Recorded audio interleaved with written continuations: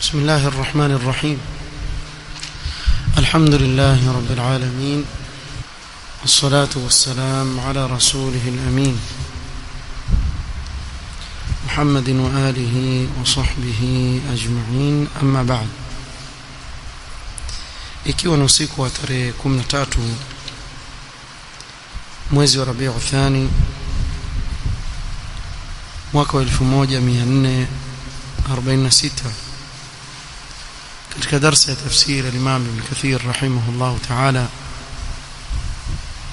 tuendelea na tafsiri ya suratul Maida na tulifikia tafsiri ya aya ya 4 katika suratul Maida.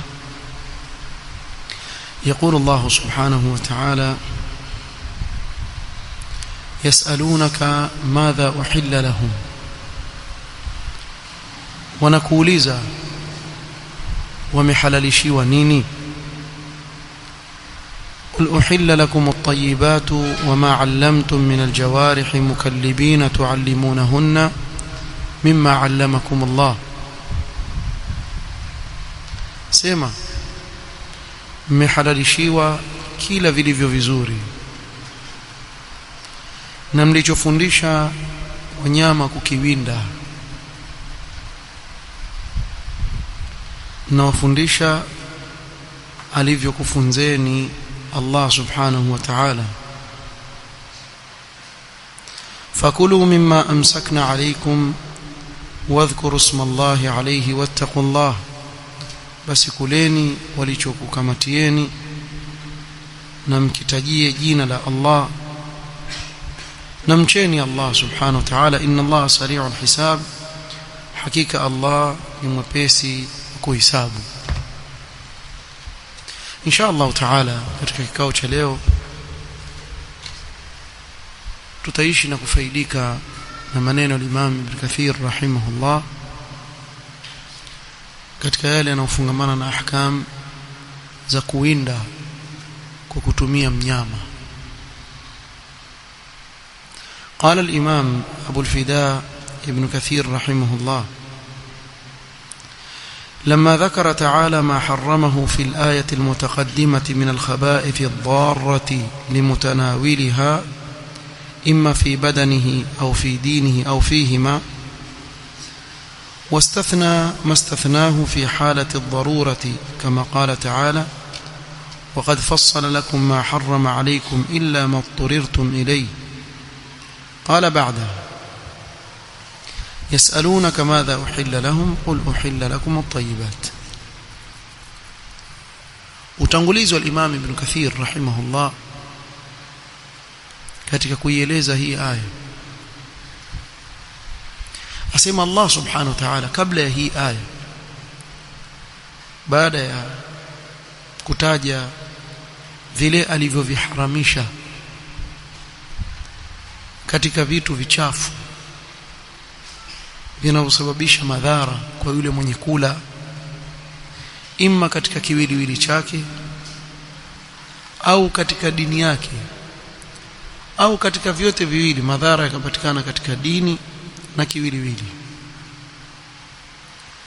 Sababu yule, kwa mfano, anayekula mfu, mnyama ambaye amekufa akamla, aweza kumsababishia madhara katika mwili wake, sababu damu yake haikumwagwa, bali damu iko ndani ya mwili wake, ina madhara ikibakia ile damu.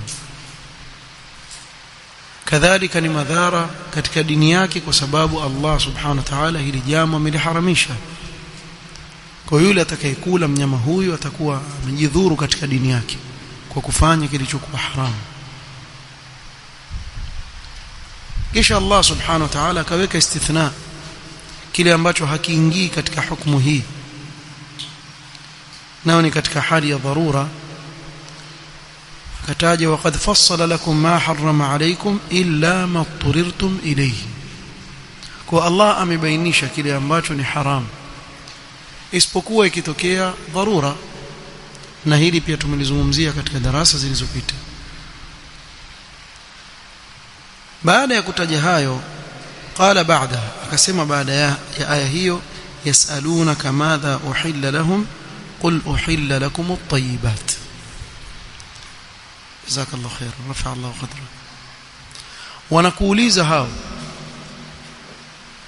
madha uhilla lahum basi ni kipi ambacho ni halali kwao Allah subhanahu wa ta'ala akamwambia mtume wake sallallahu alaihi wasallam awajibu qul waambie uhilla lakum at-tayyibat mmehalalishiwa kila kilichokuwa kizuri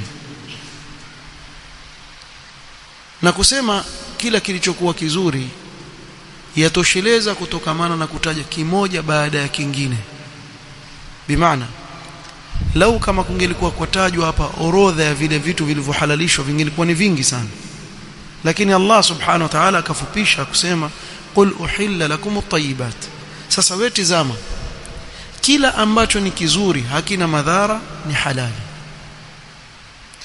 kwa hiyo waweza kuuliza yafaa kula tufaha tayyibi tufaha haikutajwa kweli kwa hii ni halali lakini wewe unaje ina madhara ama haina madhara si ni katika tayyibat na halali je ndizi halali katika tayyibat machungwa sasa badala ya kuuliza mambo hayo yote Allah subhanahu wa ta'ala akafupishia na kukwambia qul uhilla lakum at-tayyibat maadamu ni kizuri halali mbaazi kunde maharagwe mboga aina mbalimbali matunda aina mbalimbali qul uhilla lakum at-tayyibat كما في سورة الأعراف في صفة محمد صلى الله عليه وسلم أنه يحل لهم الطيبات ويحرم عليهم الخبائث katika sifa alizosifiwa nazo mtume Muhammad sallallahu alaihi wasallam na Allah subhanahu wa ta'ala Allah alisema wayuhillu lahum at-tayyibat wa yuharrimu alayhim al-khaba'ith kuwa mtume huyu katika sifa zake atawahalalishia kila kilichokuwa kizuri na kuwaharamishia kila kilichokuwa kibaya khabith ni haram kwa hiyo lau kama mtu atakuja aseme kuwa je ni ipi hukumu ya kutumia kwa mfano cocaine unga ule kwamba hii haram kwamba intajwa wapi kuna watu wanainadi hizo intajwa wapi intajwa hapa wayuharrimu alayhim alkhaba'ith kila ambacho ni khabith chaingia ndani ya hii hukumu kitu chochote ambacho kina madhara chaingia hapa kwa mtu akiuliza je mongokaa umtajwa wapi tusema uko hapa hapa ndani wayuharrimu alayhim alkhaba'ith mwanzo mongokaa mmeutaja hapa una matatizo sana watu wengi wajua wameingia kisha wana inadi kama hizi watu wa marungi na mongokaa mara nyingi utawasikia uliza kwani nitajua wapi tusema hapa hapa nitajwa wayuharrimu alayhim alkhaba'ith bas kwa hivyo hivi vitu ambavyo vina madhara sigara marungi haya kula nyama mfu na hivi vyote vilivyo na madhara vaingia katika hukumu ya kuwa ni khabith kwa hivyo itakuwa ni haram وقال مقاتل الطيبات ما أحل لهم من كل شيء أن يصيبوه وهو الحلال من الرزق الطيبات ni kile alichokihalalisha Allah subhanahu wa ta'ala katika kila kitu ambacho amewaruhusu watu kutumia nao ni halali katika riziki ambayo ni halali وقد سئل الزهري عن شرب البول للتداوي الإمام الزهري رحمه الله aliulizwa kuhusu mtu kunwa mkojo wake kwa sababu ya dawa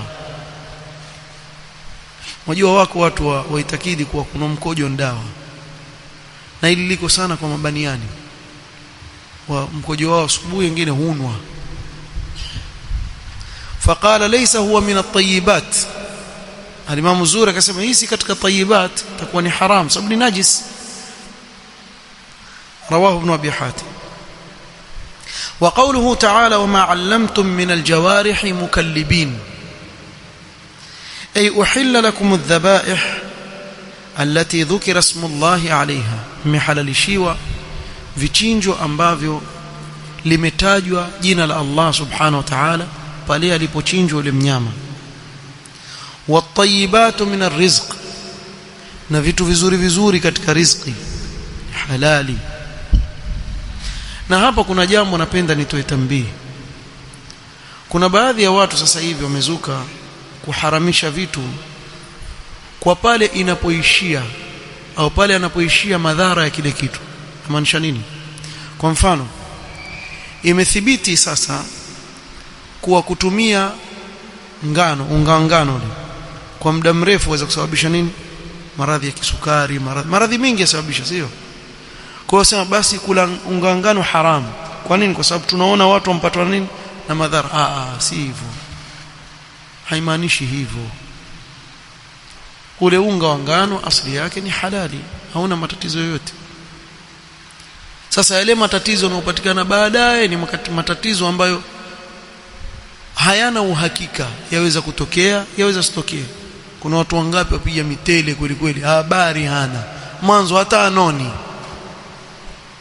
ukimuona kama nyoka amekonda, lakini we mwekee mtele, mashaallah yuwala kweli kweli, na ana sukari, ana pressure na lote. Na mwingine akala basi ikawa majaliwa akapata maradhi. Lakini kuna ule uhakika wa 100% kuwa hii ndio ilisababisha hayo. Kuna vitu vingine vyachangia na vingine vyachangia. Kwa haiharamishwi riziki kwa sababu hiyo.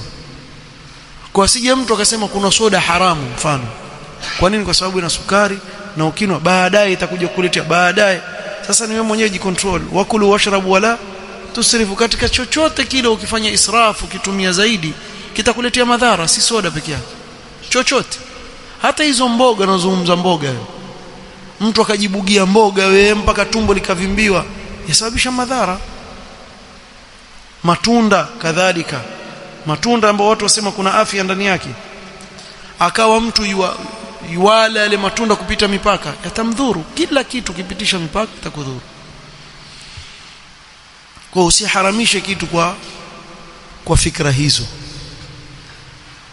Wat-tayyibatu min ar-rizq, kwa hivyo ni halali pia vitu vizuri vizuri katika riziki. Wa uhilla lakum mastadtumuhu biljawarihi wa hiya alkilabu walfuhudu wasuquru wa ashbahuha, na pia mmehalalishiwa kile mlichokiwinda kwa wanyama wawindaji wale mnaowafundisha. Kama mbwa, ni mbwa ufundishwa kuwinda akawa yaweza kukuindia. Kadhalika alfuhud, hapa mimi nimeshangaa, sijaona, lakini labda yatokea mahali walichita nduma wale, mtu aweza kumfundisha nduma yule akawa yomuindia kama mbwa, sijui, lakini tajwa Ibn Kathir rahimahullah, labda zamani wakiwafanyia hivyo, sijui, lakini sisi tunajua hapa chita waishi mwituni. Ndio wako wale wafugwa na watu mpaka wakawazoea, lakini kumzoesha kukuindia wewe sijui, Allahu a'lam. Mimi nimeona hapa, lakini nasema ndio ilivyoandikwa hapa na maneno ya Ibn Kathir rahimahullah, lakini kushuhudia sijui, Allahu a'lam kama kuna mtu ana ilmu na hilo. Lakini fuhud ni wale chita wale wanambio kweli kweli. Wasuqur, na wale mwewe wanaotumiwa kuwinda, wahitaji na Arabuni mpaka leo watumiwa. Saqar atumwa hivi, kisha yomfuata yule mnyama, yomkamata, kisha mkamata yule mwenyewe aje ambeba, na wakati mwingine humuua yule mnyama kwa vile kile kishindo anachompiga nacho haweza kufa. Na haswa akiwa mnyama kama mfano bata, ukamtuma kwenda kwa bata ama kuku mfano, na nikizungumza kuku na maanisha si kuku wa kienyeji, mfano mnyama ambaye ni kama kuku kule mwituni, kama kanga na wengineo wale ambao ishi mwituni. Kuku manake mtu yamshika tu yomchinja, tuache kuku, yani mnyama ambaye yuko mwituni katika wanyama wa ndege wa kanga, bata na wengineo, bata wale wa mwituni. Yule mwewe akitumwa kwenda kumwinda yule mnyama, huwa ana njia yake na mbinu yake ya kumkamata. Kwa aweza kupita mbio akamkata kichwa kisha ndo akaja akamshika, au vile atakavompiga yule mnyama mpaka akafa. Sasa hii aya yazungumzia uhalali wa kumla mnyama yule uliyewindiwa na nani? Na yule mnyama wako uliyemfundisha kuwinda, halali. Lakini nikifika pale ashakufa, hii ni tofauti, hii ni tofauti hukumu yake. Qala kama huwa madhhabu al-jumhur wa ashbahu, na mfano wake, sababu hata hawa mwewe wako aina nyingi, sio Kiswahili wana majina wasikia sio tu tai sio tu vituko gani, mimi sijui majina ya Kiswahili, lakini wako familia ile ya hawa mwewe ambao hufundishwa kwenda kuinda. Wako wengine ni wakubwa zaidi kuliko wengine wako. كما هو مذهب الجمهور من الصحابة والتابعين والأئمة. وممن قال بذلك علي بن أبي طلحة عن ابن عباس في قوله وما علمتم من الجوارح مكلبين وهن الكلاب المعلمة، نمبوا wanaofundishwa kuwinda. Walbazi, na upya ni katika kabila ya mwewe, mfano wake ndege kama mwewe. Wa kullu tayrin yuallamu lis-sayd, na kila ndege anayefundishwa kuwinda. والجوارح يعني الكلاب الضواري والفهود والصقور واشباهها. asema aljawarih maana yake ni wale mbwa wanaovamia, wanaofundishwa kuvamia, na kadhalika nduma wale chita pia hapo wanatajwa, na mwewe na mfano wake. رواه ابن أبي حاتم. ثم قال وروي عن خيثمة وطاووس ومجاهد ومكحول ويحيى بن أبي كثير نحو ذلك. ثم روى ابن جرير عن ابن عمر قال أما ما صاد من الطير البازات وغيرها من الطير فما أدركت فهو لك وإلا فلا تطعمه. hapa kuna riwaya ibn Umar radhiyallahu anhuma kuwa kile kinachowindwa na yule ndege unayemfundisha kuwinda, ukimdiriki kumchinja basi ni wako, ni halali. Usipomdiriki basi usimle. Hivyo nazungumza. Ibn Kathir asema qultu wal mahki 'an al-jumhur, qawli al-jumhur wengi katika wanavyuoni, anna as-sayda bit-tuyuri kas-sayd bil-kilabi, kuwinda kwa kutumia ndege, hawa ndege wanaowinda ni sawa sawa na kuwinda kupitia mbwa. لأنه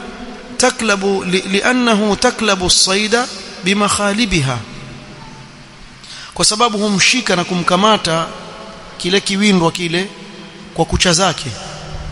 Kama taklabuhu alkilab fala farqa, kama vile mbwa pia humkamata kwa meno yake, hakuna tofauti. Kwa hivyo hukumu yake itakuwa ni moja. كما رواه ابن جرير عن عدي بن حاتم قال سألت رسول الله صلى الله عليه وسلم عن صيد البازي فقال ما أمسك عليك فكل. Mtume صلى الله عليه وسلم alipoulizwa kuhusu ile ndege yule bazi, kama mfano wa eagle, atumiwa fundisho kuwinda, akiniwindia yule mnyama amwambia akikuwindia yule mnyama kula. Hakumwambia kuwa lazima ufanye nini, umchinje. Kula, akikuwindia kula maadamu umemfundisha. Sio uende ukatafute tu uone mwewe amvamia mahali kuona yule pia mwilala, mpaka wewe unamfundisha ajua kule kuwinda. Na mara nyingi yule aliyefundishwa hamui yule mnyama, mara nyingi umkamata akakungoja wewe uje umchukue. وسميت هذه الحيوانات التي يصطاد بهن جوارح من الجرح وهو الكسب. wameitwa aljawarih kwa nini? Kutokana na neno aljarh na ni alkasb, kuchuma. Allah sema am hasiba alladhina ijtarahu as-sayyiati an naj'alahum kalladhina amanu wa amilus salihati sawa'an mahyahum wa mamatum sa'a ma yahkumun. am hasiba alladhina ijtarahu iktasabu. Kwa hivyo maana yake ni kuchuma. kama taqulu al-arabu fulanun jaraha ahlahu khayran ay kasabahum khayra, fulani amewachumia watu wake mali nyingi khairi. ويقولون فلان لا جارح له أي لا كاسب له, أنا chakuchuma. وقال الله تعالى ويعلم ما جرحتم بالنهار أي ما عملتم وكسبتم بالنهار أي ما كسبتم من خير وشر. الله يجua yote mlioyachuma katika khairi na shari. وقوله تعالى مكلبين يحتمل أن يكون حالا من الضمير يعني ما علمتم حال كونكم معلمين. hii katika nahwu tuache kando maana tutaeleweka nazungumza neno watu wengi hapa acha tu يعني تقدير yake ni ما علمتم حال كونكم معلمين في علمتم فيكون حالي فيكون حالا من الفاعل ويحتمل أن يكون حالا من المفعول وجه وهو الجوارح أي وما علمتم من الجوارح في حال كونهن مكلبات للصيد أي ممسكات للصيد. na wale mliowafunza katika wanyama vamizi wale wanaovamia wale katika hali ya kuwa ni wenye kuwashikia nyinyi viwindo vyenu. wadhālika an taqtanisahu bimakhalibiha au adhfariha, nao ni pale yule mnyama anapomwinda yule mnyama anayetumwa kumwinda kwa kutumia kucha zake, kwa hiyo akawa atamshika kwa miguu yake na kucha zake. فيستدل بذلك والحالة هذه على أن الجارح إذا قتل الصيد بصدمته لا بمخالبه وظفره أنه لا يحل له. hapa pasikilizeni vizuri. Al-Imam Ibn Kathir rahimahullah ta'ala sema yule ndege yule anayetumwa kuwinda mfano au mbwa anayetumwa kuwinda, ikiwa yule ndege kwa mfano atakwenda amuue yule mnyama, lakini kumuua kwake asimuue kwa kutumia nini? Kucha zake, miguu yake. Kwa mfano ampige yule mnyama aanguke afe yule mnyama, haisabiki kuwa amefanya nini? Amemwinda mpaka amkamate. Mukallibin, mpaka amkamate. Akimkamata hata ukimpata kuwa tayari ashafanya nini? Ashakufa, ni halali kwako, sababu unapomtuma wataja jina nani? La Allah subhanahu wa ta'ala. Allah sema fakulu mimma amsakna alaykum wadhkuru isma Allahi alayhi. Kwa wakati wa mtuma bismillah, wa mtuma akienda akimwinda yule mnyama, ukimpata hai utamchinja, ukimpata shakufa ni halali kwako kumla. Kwa hiyo yule ndio yakufanyia hiyo kazi. ولهذا قال تعلمونهن مما علمكم الله وهو أنه إذا أرسله استرسل. na mnyama aliyefundishwa ni yule ambaye akiachiwa huenda, bimaana akimwamrisha aende yuaenda. wa idha ashlahu istashla, na akitaka kumuita yule mnyama yomsikiliza. Ama utafuta kimbwa koko hivi, wale mbwa koko wana ilmu wale harusi. Wajua niwaambieni kitu kimoja, katika utukufu wa ilmu Allah subhanahu wa ta'ala amekataa kabisa kuwaweka sawa walio na ilmu na wasiokuwa na ilmu, hata baina ya wanyama. Huyu mbwa ambaye amefundishwa ana ilmu, kile anachokushikia ni halali. Ukamtumia mbwa mwingine ambaye hana ilmu, hakufundishwa, akakukamatia kitu, ni haramu kukila, sababu yule zukwa, yule mzuzu hajui namna ya kushika yule mnyama, hatakuwa sawa hata siku moja na yule aliyefundishwa ilmu ile. Na pia kwa mfano ukaja ukamtuma mbwa wako ambaye umemfundisha kuwinda, akaenda akamkamata yule mnyama, akawa yuko mbali, kwa mfano akakaa juu yake pale, kisha likaja jibwa lingine koko pia likakaa pale pale, yule mbwa koko yule, kwa yule mjinga kuwa pale, hujui wewe sasa aliyemshika yule mnyama nani katika wale wawili, sio yule mnyama shakuwa hukumu yake nini? Haram. Huwezi kumla kwa sababu hujui nani aliyemshika katika wale wawili. Muona ujinga jamani? Ujinga kitu kibaya sana. Hata mbwa pia hakubaliki mjinga. Sembuse binadamu atakubalika vipi? Binadamu si sawa kukaa mjinga, ikiwa hao wanyama wametofautishwa katika ilmu. قال واذا اخذ الصيد امسكه على صاحبه حتى يجيء اليه, na akimshika yule mnyama hamli, amshikia yule aliyemtuma mwenyewe mpaka aje mwenyewe pale. wala yumsikuhu li nafsihi, hamshiki kwa sababu ya nafsi yake. Ama ukija pale amemla nusu, sawa mnyama wangu ankula nusu, mimi nitakula nusu ile baki. Akimla hivi maana yake amejishikia nafsi yake, hakukushikia wewe. Hili muhimu pia lieleweke. Kwa ukija pale amemzuia kama alivyofundishwa, akungoja wewe, ukija pale akuachia, basi yule kula. ولهذا قال تعالى فكلوا مما أمسكنا عليكم واذكروا اسم الله عليه. فمتى كان الجارح معلما wakati wote yule mnyama anayewinda yule akiwa amefunzwa wa amsaka ala sahibihi akamshikia yule mnyama yule aliyemfunza wa kana qad dhukira ismullahi alayhi waqta irsalihi na iwe limetajwa jina la Allah pale anapotumwa bismillah kisha wamtuma yuenda halla as-sayd wa in qatalahu bil ijma' itakuwa yule mnyama aliyekamatwa ni halali hata akimuua kwa ijma' ya wanaovioni, hakuna ikhtilafu katika hilo. Umeelewa? Na hakika kuna wengi wetu labda leo ndo tusikia mara ya kwanza la si itakuwa ni mfu yule. Na mfano wake pia ni katika kuwinda. Kwa mfano mtu akatumia bunduki kuwinda, bismillah akampiga yule mnyama, akimpiga yule mnyama ile risasi kimuingia akafanya nini? Akafa. Yule ni halali. Nyama wa kuwindwa itakuwa ni halali kwa sababu mtaja jina la Allah wakati wampiga ile risasi au watumia mshale katika kumpiga, maadamu mtaja jina la Allah subhanahu wa ta'ala. Na hii tumezungumzia huko nyuma. Qala وقد وردت السنة بمثل ما دلت عليه هذه الآية الكريمة. كذلك كنا حديث za Mtume صلى الله عليه وسلم zilizokuja katika kueleza mfano wa haya yaliyo katika hii aya tukufu.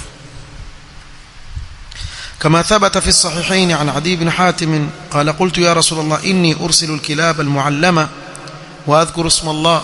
عدي بن حاتم alikuwa na mbwa amewafundisha katika sehemu ambazo yajuzu ni halali kufuga mbwa ikiwa ile mbwa ni kwa ajili ya nini? Ya kuwinda. Yafaa kwa mtu kuweka mbwa kuwinda. Ama vile siku hizi watu wanavyofanya wamefanya ni ada za kikufara zile, mtu anaenda kununua kijimbwa kina maana yote, kijimbwa cha kuchanwa kile sio cha pelekwa saluni sio cha fanya nini, hata kimpigia mtu kelele akiangalia kipigilia teke la mbali. Hata mimi muoga wa mbwa penda mpigia teke, nampiga kama mpira yule, huyo ajitafute pa kwenda. Sasa yule ana faida gani? Kuna watu walala nao mpaka kwenye vitanda. Panda wewe mbwa bana, walala naye kwenye kitanda. Kwa wale makafiri sawa, maana hawana tofauti. Yule mbwa na yeye ulaika kal an'ami bal hum adall. Lakini muislamu bwana, Allah ankukirimu enda kuweka jibwa bwana kwenye kitanda chako bwana. Wako watu wafanye hivyo. Kila siku apunguziwa katika ajira yake qirat kama alivyosema Mtume sallallahu alaihi wasallam. Mwenye kuweka mbwa bila sababu za kisheria kila siku apunguziwa qirat. Ni mfano wa mlima Uhud. Kila siku apunguziwa thawabu mfano wa mlima Uhud. Tunazo basi, kila siku apunguziwa tu. Ukienda huko wiki mbili wewe una kitu. Kwa nini ufanye hivyo? Wachana nao bwana. Hizi ada za kafiri usifanye. Kuna wengine utaona mpaka asubuhi utamwona atembea naye kile kijibo chake hakina maana, akimsaidii chochote. Wallahi alazim hata akivamiwa itakuwa kelele tu kuona cha maana atakachomfanya. Sasa wamfugia nini? Ama wamfuga kwa sababu ya kuwinda? La basi. Kwa mfano mtu kazi yake ni kuwinda yeye, kisha na mbwa wake awafundisha kuwinda, sheria imemruhusu kuweka mbwa, aweke wale mbwa. Kwa hivyo Adi ibn Hatim radhiyallahu anhu alikuwa na mbwa zake amezifundisha vizuri kabisa kuwinda. Sasa amuuliza Mtume sallallahu alaihi wasallam, ya Rasulullah, mimi natuma mbwa ambaye ana mafunzo na nataja jina la Allah wakati namtuma. Bimaana anachokiuliza nafaa kula? Faqala idha arsalta kalbaka almuallam wa dhakarta isma Allah. Mtume sallallahu alaihi wasallam akamwambia, ukimtuma mbwa wako uliyemfunza na ukataja jina la Allah, fakul ma amsaka alayka, basi kula kile yule mnyama atakachokushikia kula. Qultu wa in qatalna, je akimuua yule mnyama katika hali ya kuminyana na yeye akamuua kule? Qala wa in qatalna, Mtume sallallahu akamwambia hata akimuua pia kula. Si yule mbwa umemfundisha kula. Ma lam yashrakha kalmun laysa minha, lakini kwa sharti asishirikiane katika kuwinda na mbwa ambaye si mbwa aliyefunzwa. Ndio lile jahili hilo. jibwa jahil linzuka, yeye pia anafukuza, anaona wenzake wafukuza na yeye pia anaingia ndani. Akiingia tu jahil pale ndani asharibu kila kitu, kusha yule mnyama itabidi wafanyie supu wale wanyama wamle wao. Kwa nini? Kwa sababu ya jahil ameingia katikati bwana, ashaharibu kila kitu. Ibn al-Qayyim rahimahullah ta'ala katika Miftahu Dar as-Saada akieleza fadhila ya ilmu ameeleza mfano mzuri katika hili jambo. Akasema tizama, Allah amekataa kusawazisha wa alaykum salam baina ya aliyena ilmu na asiyekuwa na ilmu, mpaka baina ya wanyama. Angalia hawa mbwa, yasalunaka madha uhilla lakum qul uhilla lakum at-tayyib wama 'allamtum min al-jawarih mukallibina tuallimunahunna mimma 'allamakum Allah. Akishapata mafunzo yule mbwa, basi daraja yake yapanda kuliko yule asiyekuwa na ilmu. Kwa Mtume sallallahu alayhi wasallam asema ma lam yashrakha kalbun laysa minha fa innaka inma sammayta ala kalbika wa lam tusammi ala ghairi. Ulipopiga bismillah ulipiga kwa mbwa wako, si ule mwingine. Kwa hivyo ule mbwa wako akikushikia sawa, akishirikiana mwingine la. Qultu lahu fa inni armi bil mi'radi as-sayda fa usibu. Mi'rad tulitaja na ule mkuki ambao hauna nyuma, hauna macho, tuliwahi kutaja huko nyuma. Sema mimi urusha ule mkuki, je, nikimpata yule mnyama naweza kumla? Mtume sallallahu alaihi wasallam akamwambia, faqala idha ramaita bil mi'radi fa khazaqa fakulhu. Ikiwa utampiga kwa huo mkuki huo, ule mkuki ukamdunga, bimaana ukamtoboa yule mnyama, basi kula.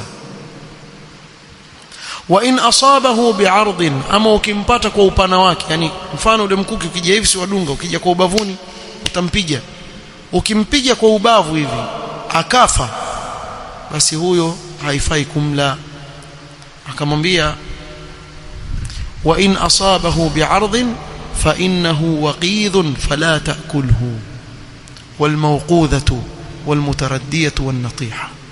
Huyo atakuwa ni kama amepigwa, kama vile kupigwa na gongo vile, kisha akafa, haifai kumla. Kwa mtu akaja kwa mfano akaona kuna sungura yule kule mwituni, sungura wa mwitu wale, kisha kabeba gongo refu, na mimi nikimfikia yule atanikimbia kwa mbali, piga gongo la kichwa, kimpiga hivi amempata sungura chini ankufa, haram kumla, sababu atakuwa ni yule aliyepigwa mpaka akafa. Na tumezungumza huko nyuma al-mawqudha kuwa ni haram. Kwa ule mkuki ule ukimpiga nao, ukimdunga yule mnyama ni halali, lakini mkuki ule ukampiga nao, pengine ukampiga kwa ubavu, usimdunge akafa pia yule mnyama. Mtu anaweza kusema yuweza kufa yeye, ikiwa ni mnyama mdogo aweza kufa. Kwa mfano umpiga kanga, ukirusha lile gongo lake likampiga kichwa chini akafa, la, yule atakuwa ni haram kumla. قال وفي لفظ لهما واذا ارسلت كلبك فاذكر اسم الله. ukimtuma yule mbwa wako anayekuindia, taja jina la Allah, bismillah, kisha umtuma yule mbwa. fa in amsaka alayka fa adraktahu hayyan fadhbahu. Ikiwa atakushikia ukifika pale umpate yule mnyama hajafa, mchinje. wa in adraktahu qad qatala wa lam yaakul minhu, na ukimpata yule mnyama ashamuua, ukifika pale amemuua, kwa uwezi kumchinja, sio? Lakini haja kula sehemu yoyote kwa yule mnyama, amemkamata kwa ajili yako, fakulhu, pia kula halali hata kama ukumchinja. fa inna akhdha alkalbi dhakatuhu, kule yule mbwa kumkamata yule mnyama ndio kuchinja kwako. Yule mbwa unayemtuma, ushamfundisha ukamtuma, akamkamata yule mnyama, pengine ikabidi atumie nguvu mpaka akafa yule mnyama, kisha akakusubiria wewe, hakula kitu, maana yake amekukamatia wewe. Kule kumkamata kwake mpaka akafa yule mnyama ndio kuchinja kwake huko. Umeelewa vizuri? Qala wa fi riwayatin lahumma fa in akala fala taakul. Ikiwa yule mbwa wako umemtuma, ukifika pale umkuta yuamla yule mnyama, basi akwambia usile. Kwa nini? fa inni akhafu an yakuna amsaka ala nafsihi, mimi nachelea huyu amejishikia nafsi yake, alikuwa na njaa yeye, sio kweti yafuata mafunzo yako yaona nikimkamata nitakula maana mimi nina njaa. Na hii sana itawapata wale watu ambao hawaweki vizuri, yani yule mbwa wake hamlishi vizuri. Kwa yule mbwa pia mlishi angalau, yani yeye awe yatosheka, asiwe na pia hashibishwi. Akishibishwa hawezi kuinda, atalala, atakuwa mzito. Kwa hiyo alishwa kiasi. Na haifai kumweka mnyama bila ya kumwangalia vizuri, yani ukawa mtesa yule mnyama, kula kwake ntabu. Wewe wapiga bwana mijinyama wa mtuma yuashika wewe wala, alafu yule mbwa amwachana njaa maskini ya haifai, haramu ya. Wakati mwingine bwana, kuna nchi fulani sitaki kuzitaja za Afrika hii, mkifika kule ile mzigo wenu ya nusu na wale mbwa angalia madawa kulevya, ukimwangalia yule mbwa maskini aonekana mbavu, salala, yuafanyia kazi nchi nzima jamaa, salala, basi twala kila kitu mpaka za mbwa. Kuna watu bwana subhanallah na dhulma mpaka mnyama bwana, na yuwafanya kazi bwana maskini waje nusa hivi, anusa hapati chochote, pengine siku hiyo atalala na ndaa mbavu. Wallahi wamuona zaonekana mbwa, fakhri ya mbwa, na yuwafanya kazi muhimu sana katika nchi, azuia madawa ya kulevya siingie nchi mbalimbali. Kisha mtu bwana umwekana ndaa bwana, mpaka ukimwona hivyo waweza kufikiria mbwa koko, kumbe ni mbwa na mafunzo bwana. Angalia ni vizuri, haifai yule mnyama kumweka kisha ukamtesa. Na hii ya kula hii yaje kwa sababu yule mnyama pengine haumlishi sawa sawa, sababu mahma kani hayawani yote yaje ni hayawani. Na ndio maana mtu akiniambia, akinialika kwake na mbwa bwana yualinda, mimi siji kwako kikweli. Na kwa watu na huyu ukimwambia akae wakaa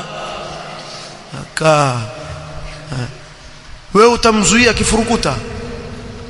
Subhanallah, siku moja nimekwenda kumtembelea mmoja sahibi yangu afuga mbwa kwa ajili ya ulinzi, yani nikiingia na kipikipiki hivi, wallahi nilifukuzwa, sijui nigeuka vipi ile pikipiki, na ndo sikuja tena kwake. Nilikuwa nampigia simu, salamu alaykum, salama, jibu bwana takriban nusu ya mtu, ukimwona khofisha shekhi. Mbwa subhanallah, nyama hatukujaliwa kusikizana na wao. Kwa mtu asikwambia ati huyu hana neno, yote kwisha. Huyu nani? Ni hayawani, si ndio? Jua yaweza kufanya uhayawani wake. Ndio maana mtu akiwa muovu ambaye huyu hayawani huyu. Kwa nini? Sababu zaweza kumcharuka hivi akarudi kule alikotoka. Kuna mmoja mimi namjua nilazwa kwenye gari yake usiku, wallahi alivuta kiti akawashaisia kalala mpaka asubuhi. Wale mbwa sijui hawakumtambua kama yeye usiku, maana yake anakuja usiku kuchelewa. Akifika pale kila kitaka kushuka jamaa wamvamia.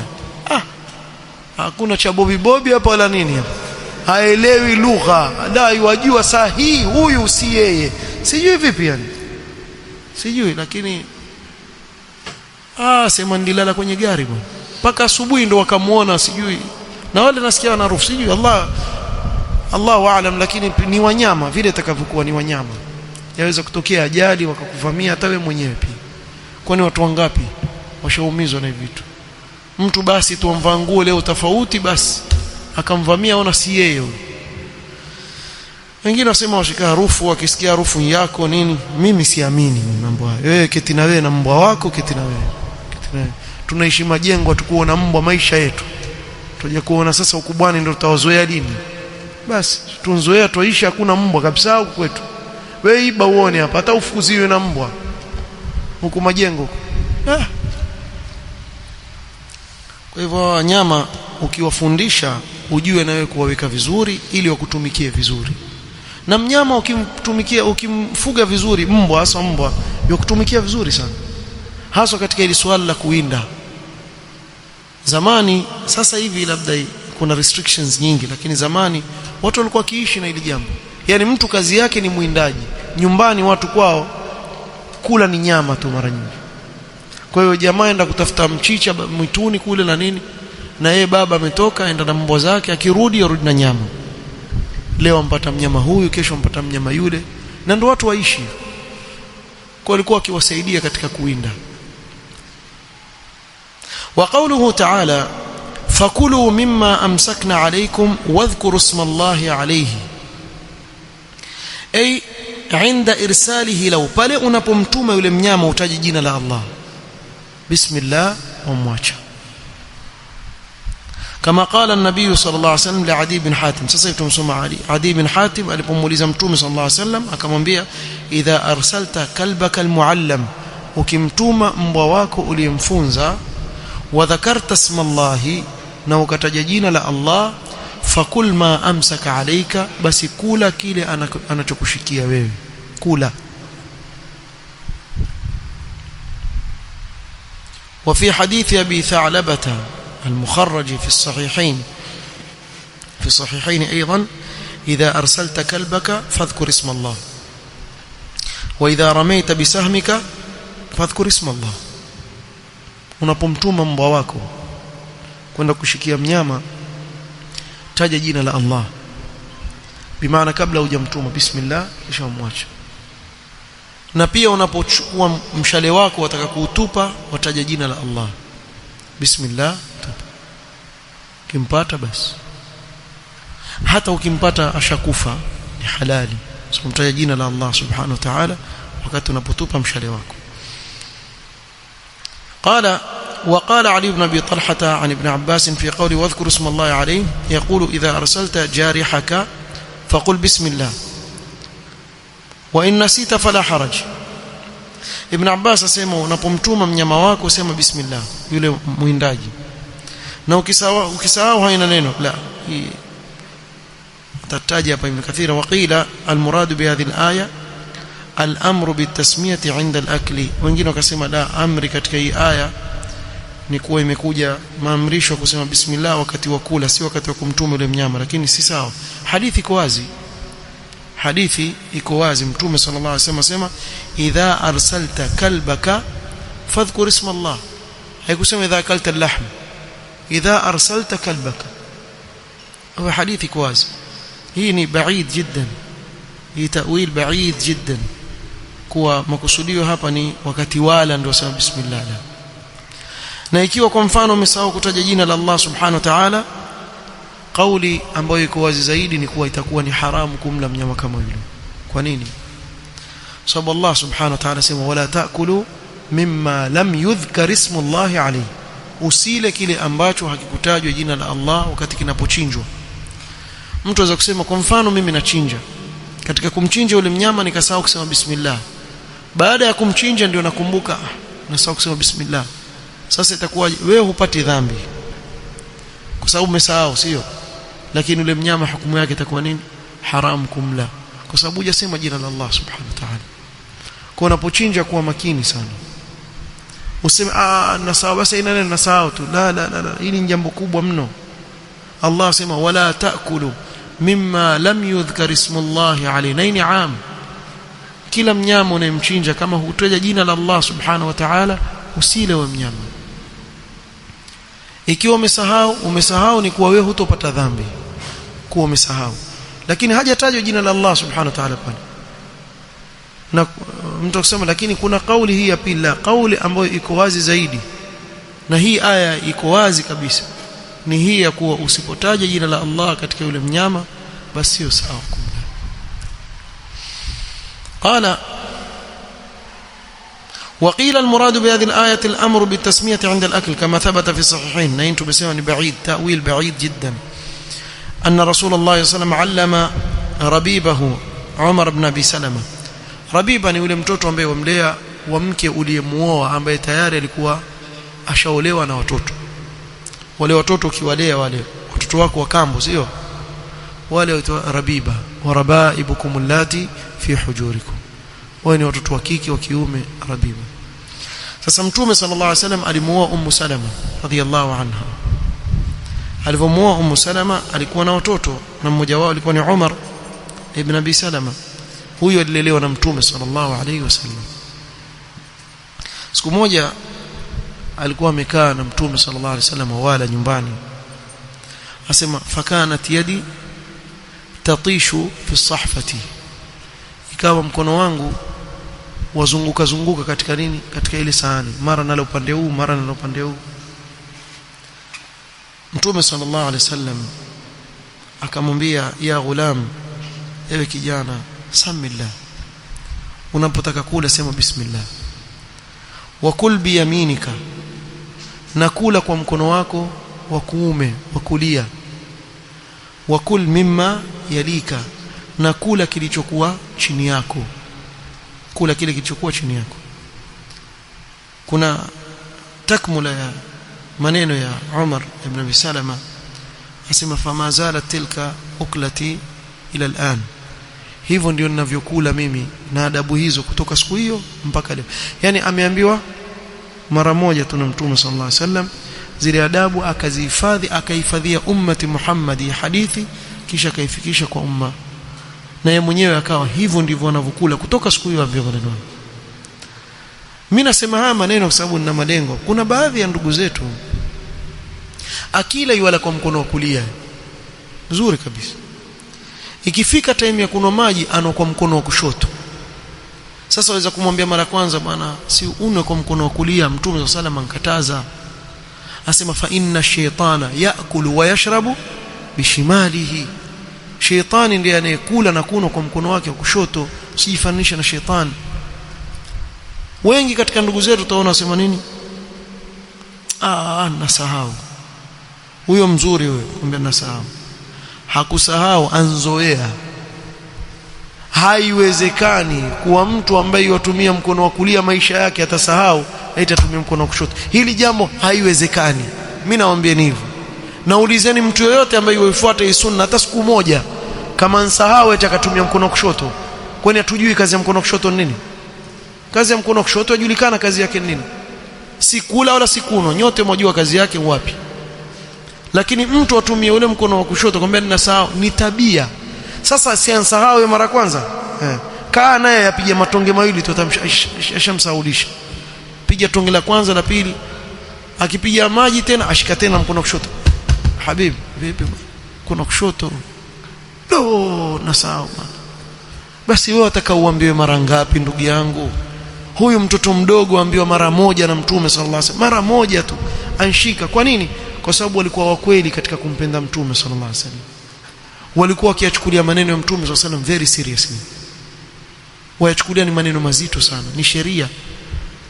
Kwa huwezi kumwona mtu eti yomheshimu Mtume sallallahu alaihi wasallam kila saa asahau tuye atumie mkono wa kushoto. Na kuna wengine sasa kwambia nitachafua glasi. Nani alikwambia wewe glasi kitoka hapo enda kuweka kabatini? Wewe unkuna na mkono wa kushoto wako. Na wengine yawezekana kuwa yotumia chupa, zile chupa za plastiki hizi. Siku hizi harusini zawekwa chupa. Pia atumia mkono, kana ukimwambia anaweza nitachafua, basi hiyo pia nitakuoshea mimi. Wewe mwambie nitakuoshea mimi. Kichafuka hiyo chupa mimi nitaiosha. Wallahi si jambo dogo, watu waweza kuelewa na kitu kidogo. Haiwezekani kwa hiki ni kitu kidogo. Mtu ana kitu kidogo pia hiki wanzidi.